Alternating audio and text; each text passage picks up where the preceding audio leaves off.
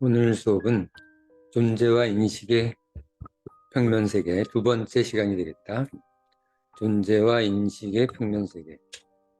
우리 지난 시간 첫 번째 시간에서 존재와 인식 세계의 특징들에 대해서 공부했지.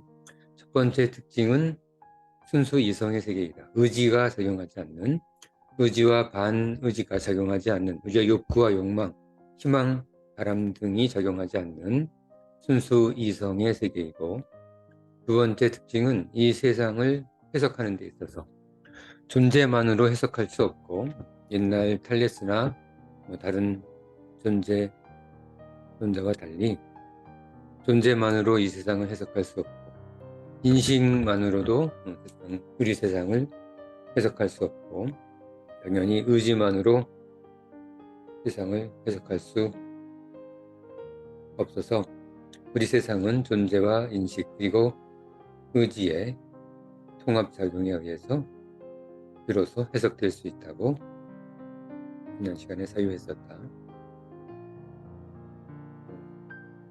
어떤 불이라든지 물이라든지 원소 이런 것들로 세상의 원리를 단순화하는 일은 이렇게 우리 통합사유 철학 측면에서 논리적, 합리적 사유 측면에서는 부정될 수 있는 그런 사유임을 잘 기억하자. 존재와 인식의 평면세계 두 번째 시간, 일단 도형으로 위치를 한번 확인해 보면 존재와 인식이 구성하는 이쪽 평면이 되겠지. 수직 평면이 되겠다. 그래서 의지도 작용하지 않고 반의지도 작용하지 않는, 그러니까 즉 전면 세계와 후면 세계의 경계 평면을 구성하는 네 개의 평면 중에 하나의 평면이 되겠지. 순수 이성 평면. 자, 내용으로 들어가서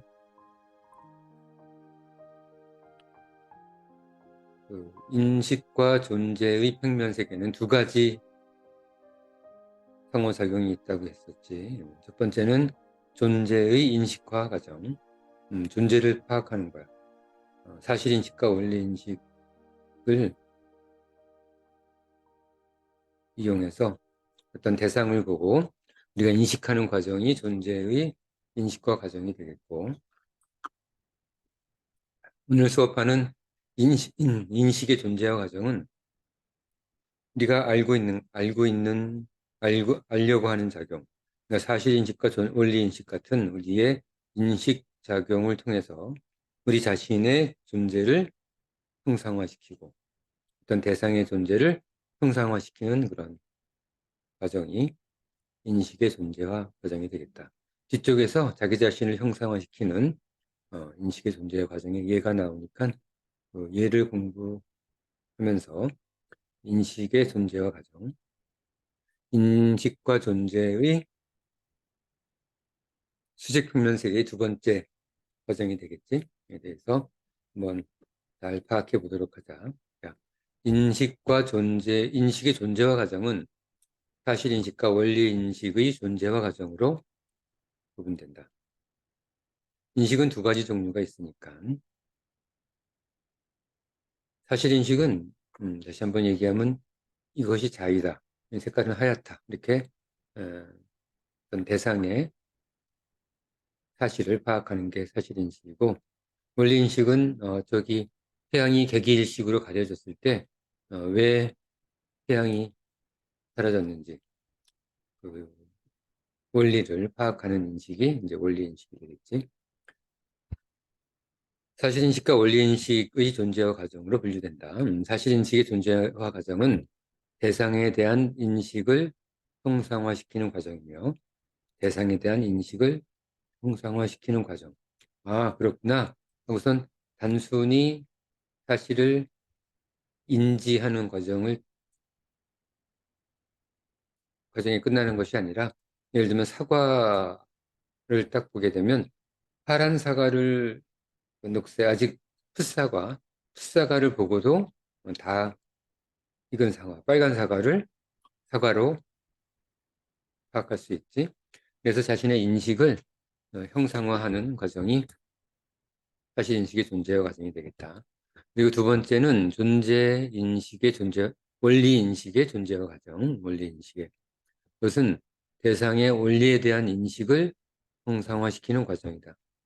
아까 예를 들었던 개기일식에 대한 그 현상, 대상이 되겠지. 그 원리에 대한 인식을 완전히 형상화시켜서 그것을 과학적 사실화시키는 거야. 과학적 사실화시켜서 그것이 음, 그 우리 사이에 의해서 변화되는 것이 아니라 딱 고정된 사실로 완전한 진리로 형상화되는, 고착화되는 과정이 바로 원리인식의 존재와 과정이 되겠다. 이게 계속 변화하는 거라면 존재와 과정이 되지 않는데 어떤 사실이 예를 들면 1 더하기 1은 2다. 이거는 어떤 사유작용이라기보다는 사유작용이긴 하지만 사유작용일 뿐만 아니라 존재가 되는 거야. 1 더하기 1은 2라는 것은. 왜냐하면 그것은 바뀌지 않는 거야. 이 존재가 가만히 있으면 바뀌지 않잖아. 그러니까 존재의 특성이 우리 사유 속에서도 고착화돼서 변하지 않는 진리로서 작용이 되면 그것은 사유 속에서 존재화되는 거다. 좀 어렵지만 이해됐지? 자, 그 다음에 원리인식의 존재와 과정은 대상의 원리에 대한 인식을 형성화시키는 과정이다. 비교적 명확하고 단순한 과정이지만 인간 일반, 우리 보통 사람들이지, 우리 사람들 사유의 많은 부분을 포함하는 과정이다. 즉, 인간은 깨어있는 시간 동안 지속적으로 사실인식을 대상화시키거나 원리인식을 대상화시킴으로써 우리 인식을 실체화시키는 경향이 있다. 진리화시키는 거지. 이 경향은 우리가 죽음으로 사유작용이 끝나지 않는 한 어떠한 외부 작용에 의해서도 억압받지 않는다. 어떤 아무리 독재자가 있어도 우리 인식의 존재와 과정을 억압할 수는 없는 거야. 우리 사유 속 세계이기 때문에.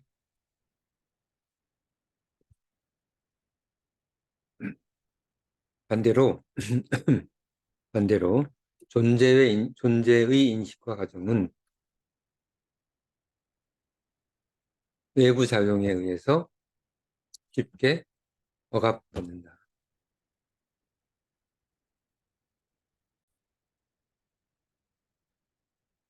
존재의 인식과 과정은 외부 작용에 의해서 쉽게 억압을 받는데 그 이유는 존재가 인식화되는 것이기 때문에 대상이 인식화되는 것이기 때문에 대상은 외부 작용에 영향을 받게 되는 거지. 그래서 외부 작용에 의해서 쉽게 영향을 받는다. 억압받는다 같은 이야기다. 영향을 받는다. 또한 이 본능적 욕구, 존재의 인식화 과정이지. 인간마다 고유한 전환 과정을 가지며 모든 인간 일반 사람들의 본질적 특성 중 하나를 구성한다. 이걸 어떻게 자신의 존재화시키는지 그 성향에 따라서 자신의 특성을 구성하게 되는 거야. 아, 나는 이런 사람, 나는 이런 사람이다. 이런 것들을 구성하게 되는 거지. 결국은 인식의 존재와 과정이 되는 거다. 그러므로 우리 인식의 존재와 과정을 인간의 본질화 과정으로 규정한다.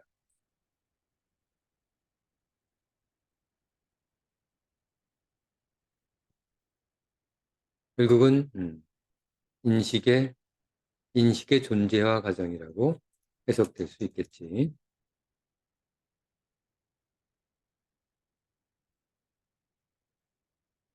인식의 인간의 본질화 과정, 존재의 인식화 과정 같은 말이다. 인간의 본질은 그가 가지는 구함의 정도에 따라 의지의 정도에 따라서 욕구, 욕망, 바람, 희망 이런 것들이지 크게 변화한다. 즉 의지의 세계가 본능적, 감성적, 감정적, 그리고 도덕적 그의 특질 대부분을 현시한다. 의지작용이 개입하게 되면 그 사람의 특질이 결정이 되는 거다. 반면 존재와 인식의 세계는 아직까지는 의지가 작용하지 않기 때문에 처음에 서두에서도 얘기했지만 순수 이성의 인간 특질을 발현하게 되는 거야. 순수 이성적 인간 특질이야. 그거는 의지적 인간 특질이 되겠지. 어떤 의지가 작용하면 본능적, 감성적, 감정적, 도덕적 어떤 사람인지. 하지만 순수와 존재와 인식 세계에서는 이 사람이 이성적으로 어떤 사람인지를 파악할 수 있는 거야. 이성적으로 어떤 사람인지. 뭐 MBTI 같은 특질을 분석적으로 도출할 수도 있다. 나중에 선생님하고 새로운 인간 유형 분석을 나중에 하게 될 거야. 아직도 한참 뒤에 얘기가 되겠지만 인간 유형 분석을 통합사회철학을 통해서 나중에 한번 해보자. 자, 다음 인식과 반인식, 존재와 반존재의 선형적 세계가 구성하는 네 개의 평면 세계는 아까 도형에서 잠깐 봤었지? 여기 인식과 존재, 인식과 반존재, 반존재와 반인식, 반인식과 존재가 이루는 이 네 개의 수직 평면 세계를 말하는 거다.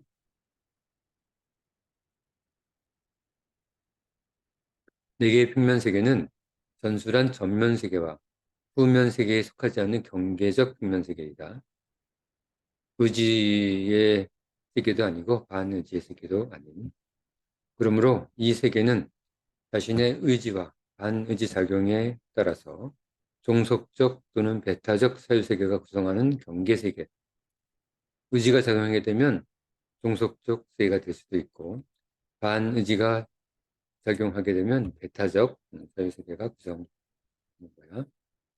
우리의 삶의 세계에 대한 방식을 결정하는 기준 평면으로서 작용한다. 그러니까 내가 어떤 유형의 사람인지, 내가 어떤 종류의 사람인지 결정이 되겠지.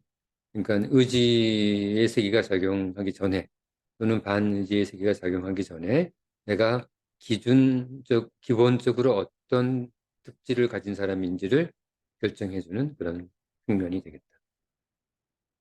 이와 같은 평면 세계가 중요한 것은 경계 세계, 네 개의 평면 세계가 되겠다. 네 개의 평면 세계, 아까 의지도 아니고 반의지도 아닌 그 경계면 네 개의 평면 세계에 위치하고 있는 우리 사람들은 자신의 성향에 따라 자신의 삶을 전면 세계화 또는 후면 세계화 할 수 있기 때문이다. 우리는 지금 기준 세계, 순수 이성 세계에 있지만 여기서 자신의 세상을 스스로 결정을 해서 내가 지금 가지고 있는 이 이성적 세계를 전면 세계화할지 후면 세계화할지를 스스로 결정하는 그런 평면이기도 한 거야. 중요한 평면이 되겠지. 자, 이는 융의 심리적 유형 이론, MBTI 비슷한 거지. 융의 심리적 유형 이론을 따라서 MBTI 분석이 도출된 거지. 자, 심리적 유형 이론을 공부하는 심리학자에게 지금 우리 종합사유 철학의 존재와 인식의 평면 세계는 아주 중요한 평면이 될 것이다. 그 MBTI 이런 심리 유형 분석은 결과만을 이 사람이 어떤 사람인지의 결과만을 알려주는데 우리 통합사회 철학은 왜 그 사람이 그런 사람이 되었는지 그 이유까지 알려주는 그런 분석이 되겠다. 일정 대상에 대해서 존재와 인식 평면 세계 속에서 인간 일반은 각기 다른 인식 영역을 가진다. 그렇겠지? 인식의 상태는 사람마다 다 달라. 이 자를 보고도 어떤 사람은 자라고 생각 안 하고 그냥 막대기로 생각할 수도 있고, 그리고 뭐 극단적으로 이 자를 표출이라고 생각할 수도 있겠지. 동물들은 뭐 인간이 아니라 만약에 동물이라면 이 자는 목이라면 자신을 활이나 목이라면 자신을 죽일 수 있는 도구로 생각할 수도 있는 거야, 그렇지? 그래서 인간 일반 각기는 모두 다른 인식 영역을 가진다. 일반적으로 존재에 대한 넓은 인식 영역을 사유하게 되면 인식의 세계를 극단적으로 이렇게 넓혀가면 의지의 세계 영역으로 사유를 전환하여서 자신의 힘을 표출하고 그래서 전면 세계화하는 경향이 있고, 자신의 인식적 세계가 증대되면 그걸 의지작용으로 표출하려고 하는 그런 성향이 생기는 거고, 자기 스스로가. 그러니까 내가 전면 세계, 막 표출하려고 하는 그런 성격을 가지게 되는 이유가 넓은 인식 영역이 점점 넓어지기 때문에 그런 나의 성격의 대두가 되는 거야. 어떤 내 성격 유형 분석뿐만 아니라 이제 그 이유 또는 원인이 유추가 가능한 거다. 그리고 전면 세계화하며 존재에 대한 좁은 인식 영역을 사유하게 되는 반의지의 세계를 적용하여 후면 세계화입니다. 약간 소극적, 배타적 성격으로 바뀌게 되는 거지. 존재에 대한 인식의 정도가 깊을수록 자신의 힘의 영역 내로 사유되어 의지화되고, 결론적으로 말하면 존재에 대한 인식이 부족하면 의지가 분열되어 그러니까 인식과 의지가 서로 연관되어 있기 때문에 인식이 부족하게 되면 의지도 함께 의지에 작용해서 그 의지가 분열이 되어버려서 반의지화 되기 때문이다. 그래서 배타적, 폐쇄적 자기 자신의 세계 속으로 감춰지는 거야. 이와 같은 그 전환의 정도 및 기준은 인간을 특징 지운다. 자기 자신을 존재화시키는 거야, 그렇지? 그래서 자신의 인식의 정도에 따라서 자기 자신을 어떤 사람으로 존재화시킬지, 대상화시킬지가 결정이 되는 거다. 그래서 이 과정을 인식의 존재화 과정이라고 하는 거야. 이해했지? 자, 이해가 안 되면 앞으로 돌아가서 다시 한번 묻는다. 우리는 인식과 존재의 세계가 인간 일반의 가장 보편적 사유 영역임을 인지한다. 가장 일반적 세상인 거야. 가장 평범한. 이 자구나.